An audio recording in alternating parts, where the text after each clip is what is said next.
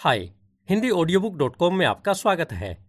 आइए आज हम बात करते हैं कि माइकल ई ग्रेनर द्वारा लिखित book the E myth revisited को पढ़ने के 4 कारणों के बारे में। यदि आप एक बिजनेस के ओनर हैं या आप एक बिजनेस स्टार्ट करना चाहते हैं तो यह बुक केवल और केवल आपके लिए ही लिखी गई है। यह बुक लेखक के ई मिथ वर्ल्ड वाइड कंपनी में पिछले 24 वर्षों में किए गए हजारों घंटों के काम के अनुभव के आधार पर लिखी गई है, जिसमें उनके एक्सपीरियंस के आधार पर यह स्पष्ट रूप से बताया गया है कि बिजनेस में क्या काम करता है और क्या नहीं करता है।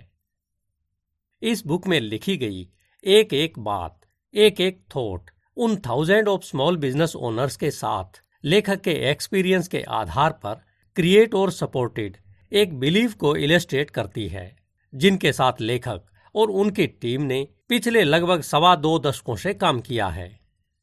लेकिन आपको यह जानकर हंसी आएगी कि इस बिलीफ के अनुसार अमेरिका के लगभग सभी बिजनेस ओनर्स का यह मानना है कि हमारे ज्यादातर स्मॉल बिजनेस चल नहीं पाते हैं। इसमें अमेरिका के बारे में इसलिए कहा गया है कि लेखक ने अपना ज्यादातर काम अमेरिकन बिजनेस ओनर्स के साथ किया है, इसलिए इस बुक के अनुसार उनका जिक्र यहां पर हम कर रहे हैं। लेकिन आप इसे अपने स्थान से जोड़कर समझ सकते हैं, क्योंकि आप दुनिया के चाहे किसी भी कोने में रहते हो, सभी बिजनेस ओनर्स की समस्याएं लगभग एक जैसी ही होती हैं। इस बारे में लेखक ने इसमें एक बात और जोड़ते हुए कहा है कि जो लोग अमेरिका में स्मॉल बिजनेस ओनर हैं, उन्हें उनके बिजनेस से जितना रिटर्न मिलना चाहिए वे उससे अधिक तो केवल फैक्स करने में ही खर्च कर देते हैं, यानी उनके एक्सपेंस और उनके इनकम में बिल्कुल भी बैलेंस नहीं है। जैसा कि अल्बर्ट आइंस्टीन ने कहा है कि अगर मुझे पृथ्वी को बचाने के लिए 1 घंटे का समय दिया जाए तो मैं 59 मिनट समस्या को परिभाषित करने और 1 मिनट इसे हल करने में लगाऊंगा। उनका यह विचार वास्तव में बेहद महत्वपूर्ण और बुद्धिमत्तापूर्वक कहा गया है। लेकिन अगर बिजनेस ओनर इसे अपने काम के हर हिस्से में लागू करने लगे तब क्या होगा? आप इसका अंदाजा आसानी से लगा सकते हैं। लोग मानते हैं कि बिजनेस सिर्फ एंटरप्रेन्योर ही स्टार्ट करते हैं, लेकिन ऐसा नहीं है। दरअसल में जो लोग बिजनेस स्टार्ट करते हैं वे पहले किसी और के लिए काम कर रहे होते हैं, और जब उन पर एंटरप्रेन्योर बनने का भूत सवार होता है तब वे अपना खुद का बिजनेस स्टार्ट करते हैं, और थोड़े ही सालों में उनका सो कॉल्ड बिजनेस फेल हो जाता है। लेकिन ऐसा क्यों होता है? आइए इसे थोड़ा डिटेल में समझते हैं। एक बिजनेस चलाना या शुरू करना कोई ज्यादा मुश्किल भी नहीं है। हाँ, यह स्वाभाविक रूप से जोखिम भरा हो सकता है। बिजनेस को सफलतापूर्वक चलाने के लिए बिजनेस ओनर्स के पास उनके बिजनेस से रिलेटेड रिस्क को कम करने की क्षमता होनी ही चाहिए। साथ ही साथ किसी प्रोडक्ट या सर्विस को एक प्राइस पॉइंट पर मार्केट में लाना चाहिए जो कंज्यूमर डिमांड लेवल को पूरा करता हो। उदाहरण के लिए, जैसे जैक एक रेस्टोरेंट में पिज्जा बनाने का काम करता था। एक दिन उसने सोचा कि दूसरे लोगों के काम में इतनी मेहनत करने के बावजूद भी मुझे कुछ नहीं मिलता, तो क्यों न मैं खुद का ही एक पिज्जा रेस्टोरेंट खोल लूं, जहां मैं लोगों को इससे भी सस्ते और अच्छी क्वालिटी के पिज्जे बनाकर बेचूं। फिर उसने जॉब छोड़ दी और लोन लेकर अपना खुद का एक रेस्टोरेंट खोला। स्टार्टिंग में वहां कुछ गिने चुने लोग ही आते थे। फिर जैक को रियलाइज हुआ कि उसे अपने रेस्टोरेंट की थोड़ी मार्केटिंग करनी होगी, सो उसने मार्केटिंग भी स्टार्ट किया। अब अच्छी क्वालिटी की मार्केटिंग और सस्ते पिज्जा होने के कारण उसके रेस्टोरेंट पर ट्रैफिक होने लगा और जैक का बिजनेस थोड़ा प्रॉफिट में चलने लगा। लेकिन जैसे ही रेस्टोरेंट में ज्यादा लोग आने लगे, रेस्टोरेंट की सफाई, अकाउंटिंग, मार्केटिंग, ये सब काम जैक अकेले नहीं कर पा रहा था, क्योंकि उसका ज्यादातर टाइम पिज्जा बनाने में ही निकल जाता था। इसलिए उसने एक आदमी को जॉब पर रखा। लेकिन चीजें सही होने की बजाय कॉम्प्लिकेटेड हो गई, क्योंकि उसने जिस आदमी को हायर किया था वो काफी लेजी था और ढंग से काम भी नहीं करता था, जिससे लोगों की कंप्लेन बढ़ने लगी। जैक को लगा कि ये काम मुझसे अच्छा कोई नहीं कर सकता, और जैक ने उस काम वाले आदमी को निकाल दिया और वापस सारे काम खुद हैंडल करने लगा। लेकिन थोड़े ही टाइम में उसे समझ आया कि उसे कोई महंगे और एक्सपर्ट इंसान को काम पर रखना चाहिए। फिर से उसने थोड़े महंगे आदमी को जॉब पे रखा जो फाइनली एक अच्छा वर्कर निकला।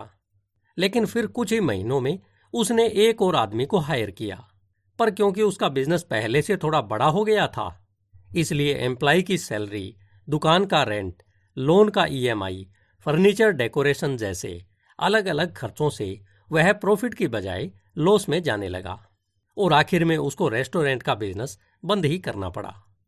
यह फेलियर इसलिए हुआ क्योंकि जैक ने अपनी टेक्निकल स्किल के बारे में ही सोचा कि वो टेस्टी पिज्जा बना सकता है तो वह बिजनेस भी अच्छे से चला लेगा, लेकिन ऐसा हुआ नहीं। इसलिए माइकल कहते हैं कि एक अच्छा बिजनेस चलाना और एक टेक्नीशियन होना, इन दोनों में जमीन आसमान का फर्क होता है।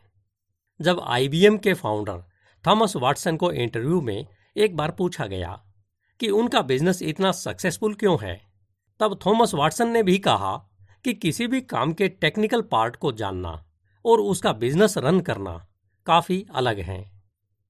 ज्यादातर लोग अपना बिजनेस सिर्फ इसलिए स्टार्ट करते हैं क्योंकि उसे उस बिजनेस की टेक्निकल चीजों की नॉलेज होती है। लोग मानते हैं कि अगर उन्हें कोई टेक्निकल काम आता है तो उस काम से रिलेटेड बिजनेस भी वह आसानी से कर लेंगे, जो असल में सच नहीं है। माइकल कहते हैं कि किसी भी बिजनेस को सक्सेसफुल बनाने के लिए उसमें 3 लोगों का होना बहुत जरूरी है, एक एंटरप्रेनर, एक मैनेजर और एक टेक्नीशियन। एंटरप्रेन्योर वो होता है जो फ्यूचर में जीता है, जो नए नए आइडियाज लाकर कंपनी को विजन देता है। मैनेजर एक टेक्निकल पर्सन होता है जो पास्ट के एक्सपीरियंस से बिजनेस को ऑर्गेनाइज्ड रखता है। वो एम्प्लॉय से लेकर कस्टमर और प्रोडक्ट मैन्युफैक्चरिंग से लेकर प्रोडक्ट डिस्ट्रीब्यूशन तक सब चीजों को हैंडल करता है। और एक टेक्नीशियन वो होता है जो प्रेजेंट में रहकर बिजनेस का टेक्निकल काम करता है, यानी वो आइडियाज को प्रैक्टिकल शेप देता है। एक सक्सेसफुल बिजनेस चलाने के लिए इन 3 लोगों की जरूरत होती है, या फिर एक ऐसा पर्सन चाहिए जिसमें ये तीनों क्वालिटीज हों।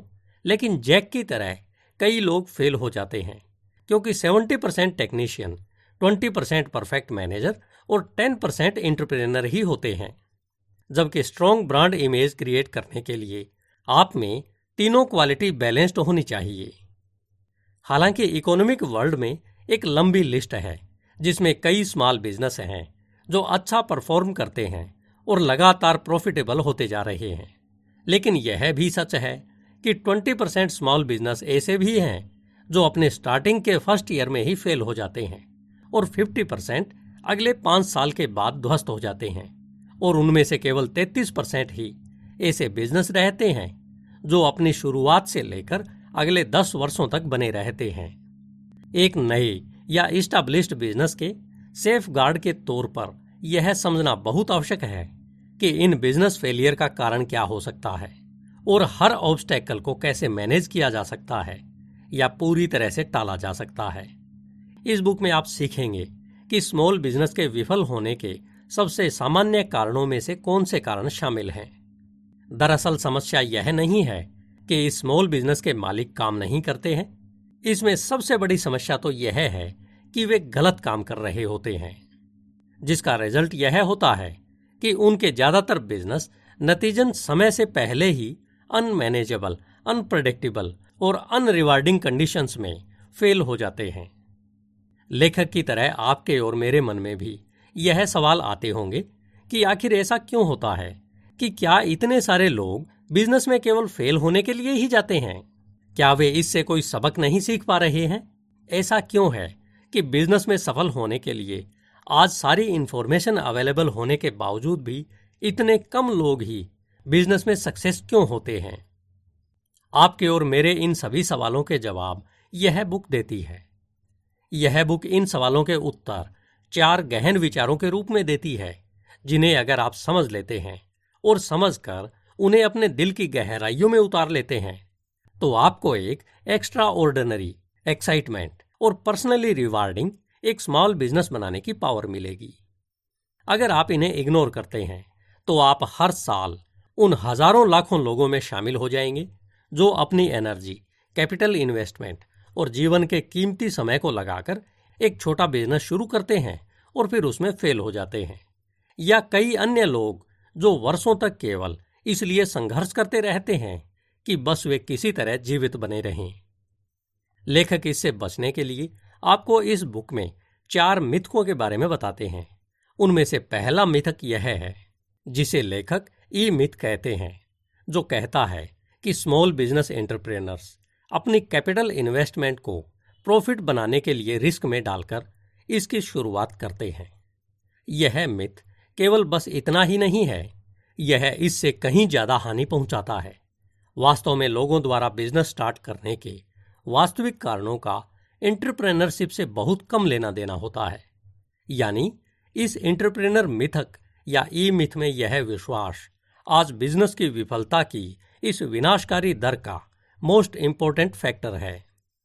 ई मिथक को समझना और उस समझ को एक बिजनेस के क्रिएशन और डेवलपमेंट में लागू करना किसी भी बिजनेस की सक्सेस का सीक्रेट हो सकता है।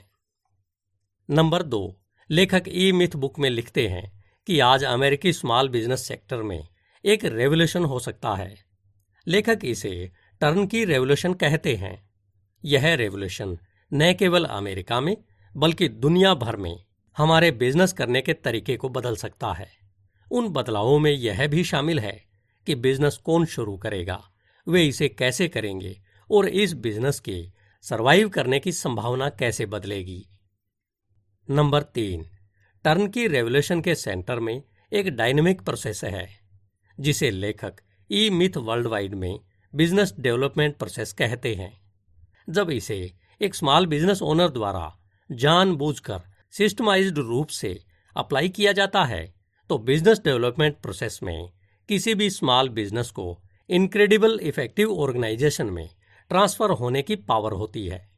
लेखक कहते हैं कि उनके एक्सपीरियंस के अनुसार जब कोई स्मॉल बिजनेस इस प्रोसेस को अपनी हर एक्टिविटी में इनकॉर्पोरेट करता है यानी शामिल करता है, तब वह अपनी डेस्टिनी यानी अपने भाग्य का कंट्रोल अपने हाथों में ले लेता है, जिससे वह बिजनेस हर समय युवा बना रहता है और फलता फूलता है। लेकिन जब वही स्मॉल बिजनेस इस प्रोसेस को उसका ओनर मोस्टली अनफॉर्चुनेटली इग्नोर करता है, तब यह खुद को भाग्य के भरोसे छोड़ देता है। उस काम में एक ठहराव सा आ जाता है और अल्टीमेटली फेलियर को ही मैनेज करता है। मैकडोनाल्ड का बर्गर आप किसी भी सिटी या कंट्री में जाकर खाएं, उसका टेस्ट आपको सेम मिलेगा। रीजन है उसके बर्गर बनाने के सिस्टम का। उनके बर्गर बनने की पूरी प्रोसेस को छोटे छोटे स्टेप्स में डिवाइड किया गया है। वो स्टेप प्रॉपरली फॉलो करते हैं, जिससे बर्गर का टेस्ट हर जगह से मिलता है। इजी टू फॉलो प्रोसेस होने के कारण अलग अलग जगह उनकी अलग अलग कर्मचारी से बर्गर बनाने के बाद भी उनकी क्वालिटी में जरा भी फर्क नहीं होता है। नंबर 4, स्मॉल बिजनेस ओनर्स द्वारा बिजनेस डेवलपमेंट प्रोसेस को अपने बिजनेस में step by step systematically apply किया जा सकता है, जो उस बिजनेस के ऑपरेशन में टर्नकी डेवोल्यूशन के लेसन्स को इनकॉर्पोरेट करता है। यह प्रोसेस तब किसी भी स्मॉल बिजनेस में रिजल्ट और वाइटलिटी को प्रोड्यूस करने का एक प्रेडिक्टेबल तरीका बन जाती है, जिसका मालिक इसे फ्लोरिश करने के लिए रिक्वायर्ड टाइम और अटेंशन देने के लिए तैयार होता है। अगर आपका बिजनेस पीपल डिपेंडेंट होगा तो आप तो जानते ही हैं कि लोग अपनी मर्जी पर अपने मूड के हिसाब से काम करते हैं। अगर वो लोग छोड़ के चले जाते हैं या वो ठीक से काम नहीं करते तो आपका पूरा बिजनेस खराब हो जाता है। इसलिए आपका बिजनेस पीपल डिपेंडेंट नहीं बल्कि सिस्टम डिपेंडेंट होना चाहिए, जिसमें क्लियर कट स्टैंडर्ड और प्रोसेस का चेकलिस्ट हो। जैसे मैकडोनाल्ड के पास बर्गर बनाने की पूरी step by step process, recipes, store की डिजाइन और इसी तरह की कई चीजों का एक प्री डिफाइंड चेकलिस्ट है। मैकडोनाल्ड किसी भी शेफ के चले जाने से बंद नहीं होने वाला, क्योंकि उनकी रेसिपी को कोई भी कॉलेज स्टूडेंट आसानी से सीखकर कुछ ही दिनों में वहां काम करना स्टार्ट कर सकता है। मैकडोनाल्ड और स्टारबक्स ने ये बात पहले से ही समझ ली थी कि किसी भी बिजनेस में सिस्टम का होना कितना इंपॉर्टेंट होता है, जिसकी वजह से आज वर्ल्ड वाइड मैकडोनाल्ड की 39,000 और स्टारबक्स के 32,000 से भी ज्यादा स्टोर होने पर वो उसे आसानी से मैनेज कर पाते हैं। स्टेप बाय स्टेप प्रोसेस और प्री डिफाइंड चेकलिस्ट होने के कारण उनके एम्प्लॉय बदलने पर भी वो नए एम्प्लॉय को पूरा काम चुटकियों में समझा सकते हैं, जिससे उनकी क्वालिटी और स्टैंडर्ड कभी नहीं गिरता। इसलिए स्टार्ट से ही अपने बिजनेस को फ्रेंचाइजी मॉडल की तरह सिस्टम डिपेंडेंट बनाने का सोचा, ना कि पीपल डिपेंडेंट बनाने का, क्योंकि लोगों का कुछ नहीं कहा जा सकता। लेखक साल 1977 में ई मिथ वर्ल्ड वाइड की स्थापना के बाद से अपने इस यूनिक ई मिथ मास्टरी प्रोग्राम में रजिस्ट्रेशन के माध्यम से 25,000 से ज्यादा स्मॉल बिजनेस ओनर्स को इस बिजनेस डेवलपमेंट प्रोसेस के इम्प्लीमेंटेशन में हेल्प की है और उन्होंने इसे हजारों बार सफल होते देखा है। लेखक यह विश्वास के साथ कहते हैं कि किसी भी संगठन के पास ई मिथ वर्ल्ड वाइड की तुलना में एक स्मॉल बिजनेस के डेवलपमेंट के लिए टर्नकी रेवोल्यूशन और बिजनेस डेवलपमेंट प्रोसेस के लेसन्स को इनकॉर्पोरेट करने का डायरेक्ट एक्सपीरियंस नहीं है, जबकि यह प्रोसेस कोई मैजिक बुलेट नहीं है। बस इसके लिए तो हार्ड वर्क की आवश्यकता होती है। यह हमेशा संतुष्टिदायक काम होता है। यह एकमात्र काम जो आपको अपने स्मॉल बिजनेस से जो चाहिए उसे प्राप्त करने के लिए आपको कंट्रोल का लेवल देगा। वास्तव में यह आपके बिजनेस को बदल देगा और यह आपके जीवन को भी बदल देगा। लोगों का बिजनेस स्टार्ट करने का रीजन होता है अपने लिए एक अच्छे लाइफस्टाइल क्रिएट करना, लेकिन वो बिजनेस को कुछ इस तरह से बिल्ड करते हैं कि उनका बिजनेस पूरी तरह उन पर ही डिपेंड हो जाता है। इस बुक का सबसे बड़ा कोर प्रिंसिपल यही है कि you should work on your business, not in your business. जैसे मार्क जुकरबर्ग ने बचपन से कोडिंग स्टार्ट कर दी थी, पर अगर वो फेसबुक बनाने के बाद भी कोडिंग ही करते रहते तो फेसबुक इतना इन्फ्लुएंशियल कभी नहीं होता। इसलिए उन्होंने टेक्निकल वर्क के लिए दूसरों को हायर किया और खुद फेसबुक में काम करने की जगह फेसबुक पर काम करने लगे। बिजनेस से फाइनेंशियल फ्रीडम पाने का एक ही तरीका है कि आप अपने आप को बिजनेस से बाहर रखें, यानी काम का पूरा बर्डन आप पर न हो, बल्कि वो एक बने बनाए सिस्टम के मुताबिक चल रहा हो। सिंपल लैंग्वेज में कहें तो बिजनेस ऐसा खड़ा करें जिसमें डिसीजन और ऑपरेशन आपके बिना भी पूरा हो सके और आपको हर चीज मॉनिटर करने की जरूरत न पड़े। यह बुक केवल रिजल्ट प्रोड्यूसिंग के बारे में है। यह केवल इतना ही नहीं है कि बस हाउ टू डू इट, क्योंकि लेखक और आप दोनों जानते हैं कि इस तरह की किताबें काम नहीं करती हैं, और जो चीज लोगों को काम देती है वह काम करने लायक विचार है। साथ ही इसमें यह भी स्पष्ट है कि आपको क्या करने की जरूरत है। यह केवल तभी होता है जब इस तरह का विचार आपके सोचने और आपके बिजनेस को ऑपरेट करने के तरीकों में मजबूती से इनग्रेंट हो जाता है कि इसे कैसे करें, मीनिंगफुल हो जाता है। यह बुक ऐसे ही एक विचार के बारे में है, एक ऐसा विचार जो कहता है कि आपका बिजनेस वैसा ही है जैसे आप हैं। यह आपका ही डिस्टिंक्ट रिफ्लेक्शन है, यानी आपका ही विशिष्ट प्रतिबिंब है, इसके अलावा और कुछ नहीं है। यदि आपकी सोच स्लोपी है तो आपका बिजनेस स्लोपी हो जाएगा। यदि आप अव्यवस्थित हैं तो आपका बिजनेस भी अव्यवस्थित हो जाएगा। यदि आप लालची हैं तो आपके कर्मचारी लालची होंगे, आपसे कम काम के बदले में हमेशा अधिक मांगेंगे। यदि आपके बिजनेस में अभी और क्या करने की आवश्यकता है इस बारे में आपकी इंफॉर्मेशन लिमिटेड है तो आपका बिजनेस इस लिमिटेशन को अपने आप में रिफ्लेक्ट अवश्य करेगा। इसलिए यदि आप अपने बिजनेस में बदलाव लाना चाहते हैं, आप चाहते हैं कि इसे लगातार फलना फूलना चाहिए, तो सबसे पहले आपको स्वयं को बदलना होगा। यदि आप बदलने के इच्छुक नहीं हैं तो आपका बिजनेस आपको वह देने में कैपेबल नहीं होगा जो आप उससे चाहते हैं। आपको अपने आप में जो पहला बदलाव लाने की आवश्यकता है वह आपके इस विचार से संबंधित है कि बिजनेस वास्तव में क्या है और इसके लिए आपको कौन सा वह एक काम करना आवश्यक है। एक बार जब आप यह पूरी तरह से समझ जाते हैं कि प्रत्येक ओनर का अपने बिजनेस के साथ कैसा संबंध होना चाहिए, तो लेखक आपको आश्वस्त करते हैं कि आपका बिजनेस और आपका जीवन नई जीवन शक्ति और नए अर्थ को पा सकेगा। यह बुक पढ़ने के बाद आपको पता चल जाएगा कि इतने सारे लोग अपने स्वयं के बिजनेस से जो चाहते हैं उसे पाने में फेल क्यों हो जाते हैं। आप इसमें किसी भी ऐसे व्यक्ति के लिए उपलब्ध लगभग मैजिकल अपॉर्चुनिटी देखेंगे जो सही तरीके से, सही समझ के साथ और नेसेसरी टूल्स के साथ एक स्मॉल बिजनेस शुरू कर सकता है। लेखक के अनुसार यह उन हजारों लोगों के साथ जो बिजनेस के बारे में कुछ भी नहीं जानते थे जब उन्होंने इसकी शुरुआत की थी, और यह हर तरह के बिजनेस में हुआ है जिसकी कल्पना की जा सकती है। आखिर में लेखक कहते हैं कि मेरी इच्छा है कि जब तक आप इस बुक को पढ़ रहे होंगे तब तक आपके साथ ऐसा होना शुरू हो चुका होगा। मैं आपसे आग्रह करता हूं कि आप इसे पढ़ने के लिए तुरंत अपने लिए इस बुक की एक कॉपी डिस्क्रिप्शन में दिए गए लिंक पर क्लिक करके अभी मंगवा लें। यदि आप इस तरह के कंटेंट को एंजॉय करते हैं तो वाई रीड बुक्स पॉडकास्ट को स्पॉटिफाई पर फॉलो करें, और हाँ, इसे रेट और शेयर करना बिल्कुल भी न भूलें। यहाँ आप दुनिया की सबसे बेहतरीन बुक्स के बारे में और ज़्यादा जान सकेंगे। आप हमारी वेबसाइट hindyaudiobook.com पर लॉगिन करके हमारे मंथली बुक क्लब न्यूज़लेटर का आनंद भी ले सकते हैं।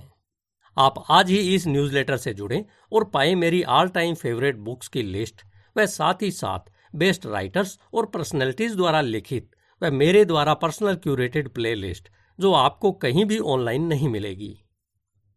धन्यवाद। hindyaudiobooks.com। आपका दिन शुभ हो।